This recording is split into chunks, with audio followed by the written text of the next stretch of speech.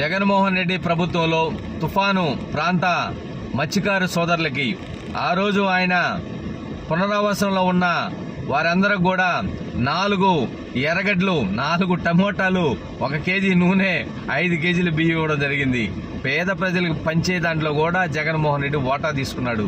కానీ ఈరోజు కూటమి ప్రభుత్వం నారా చంద్రబాబు నాయుడు గారు, నారా లోకేష్, పవన్ కళ్యాణ్ గారు వారి ఆధ్వర్యంలో ఈరోజు పునరావాస కేంద్రాల్లో ఉన్న వారికి కావచ్చు మత్స్యకారు సోదరులకి 50 కేజీల బియ్యం, 1 కేజీ టమోటా, 1 కేజీ కందిపప్పు, 1 కేజీ ఎర్రగడ్డలు, 1 కేజీ ఉల్లగడ్డలు, అదేవిధంగా 1 కేజీ నూనె అన్నీ కూడా ఇమీడియట్లీ వారందరూ కూడా మత్స్యకారు సోదరులకు అందించాలని చెప్పేసి స్ట్రిక్ట్ ఆర్డర్ ఇవ్వడం జరిగింది.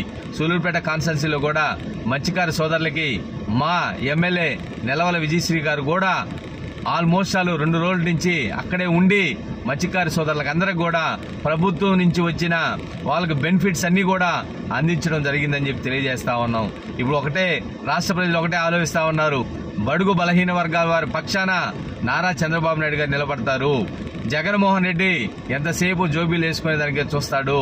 నారా చంద్రబాబు నాయుడు గారు ఈ రాష్ట్రానికి రావుడు అని చెప్పి ఈరోజు రాష్ట్ర ప్రజలు కొనియాడుతా ఉన్నారు. జగన్మోహన్ రెడ్డి నువ్వెన్ని ఎత్తుగళ్ళేసినా ఈ రాష్ట్ర ప్రజలు భవిష్యత్తు నారా చంద్రబాబు నాయుడు గారు బ్రహ్మాండంగా తీర్చిదిద్దాడని చెప్పి నేను తెలియజేస్తా ఉన్నాను.